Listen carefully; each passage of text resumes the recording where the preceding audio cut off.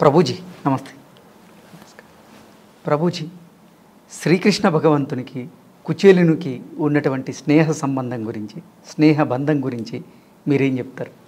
కృష్ణుడు, కుచేలుడు వీళ్ళిద్దరూ కూడా ఒక గురువు గారి దగ్గర చదువుకున్న వాళ్ళనమాట. Childhood friends. ఎక్కడ వీళ్ళ యొక్క ఆశ్రమం ఉండేది అని అంటే ఉజ్జయిన్లో సాందీపని మహర్షి దగ్గర చదువుకున్నారు ఇద్దరు కూడా.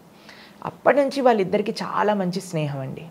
అయితే కృష్ణుడు ద్వారకకి అధిపతి అయ్యారు. ఇక్కడ కుచేలుడు తన యొక్క రాజ్యానికి వెళ్ళిపోయారు. ఆయన చాలా పేద బ్రాహ్మణుడు అనమాట. ఎంత బక్కగా అయిపోయారు ఆయన పేదరికం వల్ల అనంటే, ఆయనను చూసి వాళ్ళ భార్య అనుకుంది, అయ్యా నీకు కృష్ణుడు అనే స్నేహితుడు ఉన్నాడు, ఆయన అంత గొప్ప పరివారంలో ఉన్నారు, నువ్వు వెళ్ళినప్పుడు ఆయన తప్పకుండా నీకు సహాయం చేస్తారు, దాంట్లో నువ్వు ఇంకొక క్వశ్చన్ నీకు రావాల్సిన అవసరం లేదు, కాబట్టి నీ కోసమైనా వెళ్ళి అడుగు నువ్వు కృష్ణుడిని అని కుచేలుడి యొక్క భార్య కుచేలుడికి చెప్పిందనమాట. అయితే సుధాముడు, కుచేలుడు అని అంటాను తెలుగులో, ఆయన ఏం ఆలోచిస్తున్నారంటే, నేను భగవంతుడి దగ్గరికి వెళ్ళి అడగటమా? భక్తుడు ఎప్పుడు కూడా భగవంతుడిని అడగాలి అని అనుకోరండి. భక్తి అంటే భగవంతుని అడగటం కాదు, కేవలం భగవంతుడి యొక్క సేవ నేను ఎలా చేసుకోవాలి అని ఆలోచించడమే భక్తి. ఇక్కడ చూడండి, మనం సుధాముడు కృష్ణుడి యొక్క స్నేహబంధంలో ఒక భక్తుడి యొక్క తత్వం, భగవంతుడి యొక్క తత్వం పూర్తిగా తెలుసుకోవచ్చు. చాలా విశేషమైన లీల అన్నమాట ఇది. సుధాముడు వెళ్ళాడు ద్వారకా నగరానికి ఉండే ఆ రాజభటులు ఎవరైతే డోర్ కీపర్స్ ఉన్నారో వాళ్ళ దగ్గరికి వెళ్ళి, అయ్యా నేను లోపలికి వెళ్ళాలనుకుంటున్నా అని అంటారనమాట. అప్పుడు వాళ్ళు అడుగుతారు, మీకు ఏం కావాలో చెప్పండి అని అంటే, అక్కడ సుధాముడు కానీ నాకు ధనం కావాలి అని అడుగుంటే ఆ డోర్ కీపర్సే ఇచ్చేవాళ్ళండి. అంత ఐశ్వర్యం ద్వారకలో ఉండే ఆ భటులకే ఉండేదట. కానీ కుచేలుడు ఏమన్నాడో తెలుసా, నాకు డబ్బులు కాదు, ఆయన ఎప్పుడు కూడా అడగలేదండి, నాకు కృష్ణ దర్శనం కావాలి, నా స్నేహితుడిని నేను కలవాలి అని అన్నారు. వీళ్ళు వెళ్ళి కృష్ణుడికి చెప్పారు, అయ్యా నీ స్నేహితుడట ఎవరో కుచేలుడు వచ్చాడు అనగానే రుక్మిణీదేవి యొక్క భవనంలో ఉండే కృష్ణుడు పరిగెత్తుకుంటూ వచ్చేసి ఆ సుధాముడిని కౌగిలించేసుకుంటారండి. ఎంత ఆనంద బాష్పాలు ఇద్దరికి కూడా, అటు కృష్ణుడికి ఇటు కుచేలుడికి. కానీ చూడలేదంటే, నువ్వేం బట్టలు వేసుకున్నావు, నువ్వు ఎలా ఉన్నావు, నువ్వు పేదరికంలో ఉన్నావా, నువ్వు అడివి. కృష్ణుడు ఎప్పుడూ చూడ, కృష్ణుడికి ఎప్పుడూ కూడా ఇవి తారతమ్యం అనేది కృష్ణుడిలో మనస్తత్వం కాదండి. ఎవరినైనా సరే ఆయన రక్షించగలుగుతారు, ఎవరినైనా సరే ఆయన కృప చూపించగలుగుతారు. వెంటనే కౌగిలించేసుకొని తీసుకొచ్చేసి తన యొక్క భవనంలో తాను కూర్చునే సింహాసనం పైన కూర్చోబెట్టేసి స్వయంగా తన పాదాలను ప్రక్షాళన చేశారనమాట కృష్ణుడు. పక్కన రుక్మిణీదేవి, సాక్షాత్తుగా లక్ష్మి, రాఘవత్వేద్ భవేత్ సీత రుక్మిణి కృష్ణ జన్మని అని అంటారనమాట. లక్ష్మీదేవి చామరం చేస్తూ ఉందన్నమాట సుధాముడికి పక్కన. అయితే వాళ్ళిద్దరూ కూడా పక్కన ఒకరు కూర్చొని మాట్లాడుకుంటూ ఉన్నారు.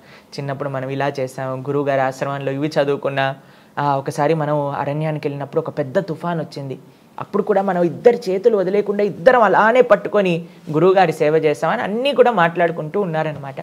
అప్పుడు కృష్ణుడు అంటాడు, ధామ కుచేల, నాకు తెలుసు నువ్వు నా దగ్గరికి వచ్చేటప్పుడు ఒంటరి చేతులతో రావని, ఏం తెచ్చావు చూపి అని అంటే ఈయనకు సిగ్గనమాట.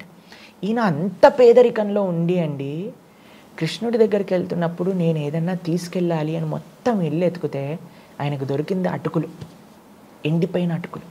వాటిని తీసుకొని 4 గుప్పెడ్లు చేతిలో పెట్టుకొని ఒక చిన్న మూటలో కట్టుకొని ఆయన ధోతిలో పెట్టుకొని వెళ్ళాడనమాట ద్వారకకి.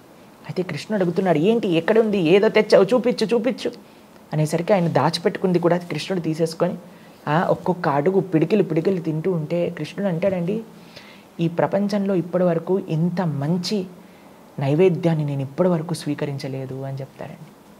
ఇది కృష్ణుడికి ఉండే ప్రేమ. ఈ ప్రపంచంలో మనం ఎంత కష్టపడ్డా సరే, ఇప్పుడు చూడండి, ఒక తల్లి 10 ఐటమ్స్ చేసింది అనుకోండి పిల్లల కోసం అని, తన భర్త కోసం అని, ఒక దాంట్లో ఉప్పు తక్కువ ఉండేసరికి ఏమంటారు, ఇందులో ఉప్పు తక్కువ ఉంది అని అంటారు. కానీ ఇన్ని చేశారు అని మనం ఫస్ట్ కీర్తిస్తామా, ఫస్ట్ అప్రిషియేట్ చేస్తామా? లేదు. కానీ కృష్ణుడు ఏంటి తెలుసా అండి, ఆయన అప్రిషియేట్ చేయటం, ప్రేమనివ్వటం. పత్రం పుష్పం ఫలం తోయం యోమే భక్తా ప్రయశ్చతి. భక్తితో భగవంతుడికి ఏమి సమర్పణ చేసినా సరే అంత ప్రేమగా, అంత చూసారా మీరు కృష్ణుడి యొక్క ఫోటో మీరు సుధాముడితో చూసారనుకోండి, అలా ఆనంద పుష్పాలు కారుతూ ఉంటాయన్నమాట కృష్ణుడికి. ఏం తెచ్చాడండి, ఎండిపోయిన అటుకులు. ఆయనకి లేవా అండి ద్వారకలో?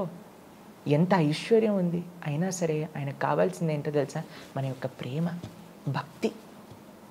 ఈ భావన స్వామికి ప్రధానం. అయితే అలా అలా ఒక్కొక్క గొప్పడి తినేస్తూ ఉన్నారు.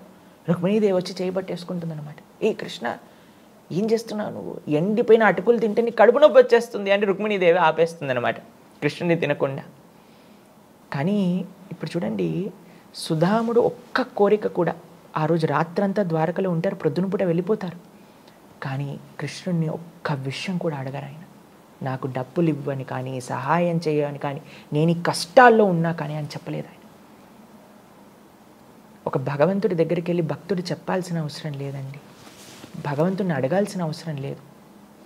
ఇప్పుడు ఒక చిన్న పిల్లవాడు ఉన్నాడండి, ఒళ్ళో పడుకున్న పిల్లవాడు ఉన్నాడు. చలికాలం వస్తుందనుకోండి, అమ్మకి చెప్తాడు, అమ్మ నాకు స్వెటర్ ఇయ్యి అంటాడా? వాడు ఏమన్నాడు, ఇలా చూస్తూ ఉంటాడు. అమ్మకి తెలియదా అండి ఏం చేయాలో? నాన్నకి తెలియదా అండి ఏం చేయాలో? కాబట్టి రాధాకృష్ణులు మన తల్లిదండ్రులు, సీతారాములు, లక్ష్మీనారాయణులు వాళ్ళందరూ కూడా మన తల్లిదండ్రులు. కాబట్టి వాళ్ళ దగ్గరికి వెళ్ళి ప్రొద్దున నుంచి రాత్రి దాకా నాదికి అది కావాలి, ఆ కష్టంలో ఉన్న ఇది కావాలి, ఈ కష్టంలో ఉన్న చెప్పాల్సిన అవసరం లేదు.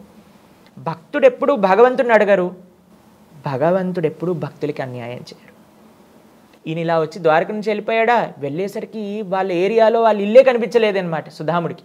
ఏంటబ్బా ఎక్కడుంది అని చూసేసరికి పెద్ద భవనము, అందరూ భటులు, సేవకులు, వాళ్ళ భార్య అంత దగద్ధమాయంగా వెగిలిపోతూ ఆయన దగ్గరికి వచ్చేసింది. చూసేసరికి అయ్యా ఏంటిది, ఏంటి ఐశ్వర్యం అని అంటే కృష్ణుడి దయ. కాబట్టి ఈ లీలలో మీరు చూసారనుకోండి, కుచేలు యొక్క భార్య కుచేలుడిని పంపించినప్పుడు తన కోసం తాను ఆలోచించలేదు. నేనేదో డబ్బులతో ఉండాలి, నేనేదో ఆ సుఖాలు అనుభవించాలి అని ఆవిడ చెప్పలేదు. తన భర్త బాగుండాలి అని పంపించింది. సుధాముడు ద్వారకకి వెళ్ళినప్పుడు నాకేదో కావాలి అని వెళ్ళలేదు, నేను కృష్ణుడి యొక్క సేవ చేసుకోవాలి అని వెళ్ళాడు. కృష్ణుడు నాకు సుధాముడి దగ్గర నుంచి ఏం కావాలి అని ఆలోచించలేదు. రుక్మిణీదేవి కృష్ణుడిని ఆపినప్పుడు కృష్ణుడికి ఏం అవ్వకూడదు అని ఆపింది. కాబట్టి ప్రతి అడుగులో కూడా నిస్వార్థమైన ప్రేమని మనం ఈ యొక్క సంబంధంలో చూస్తాం. అందుకే మేము ప్రపంచంలో అందరికీ కూడా ఒక కృష్ణ తత్వాన్ని ఇచ్చే సందేశం ఏంటో తెలుసా అండి? ప్రేమ, నిస్వార్థమైన భావన. ఇది కానీ మనం భగవంతుడి గురించి నేర్చుకుంటే ఇంకా అసలు ఎంత ఈ సమాజంలో ఎక్కడైనా సరే ఒకళ్ళకి అన్యాయం జరగటం కానీ, ఒకళ్ళని మనం ఇబ్బంది పెట్టడం కానీ, ఒకళ్ళు మనల్ని ఇబ్బంది పెట్టడం కానీ అవ్వదండి. అందుకే మనందరికీ కూడా ఒక వెలుగు, ఒక డైరెక్షన్ చూపించేది ఏంటి అని అంటే కృష్ణతత్వం, కృష్ణుడు చెప్పిన అద్భుతమైన గీతాతత్వం. హరే కృష్ణ. ఓకే గురుగారు, ధన్యవాదాలు.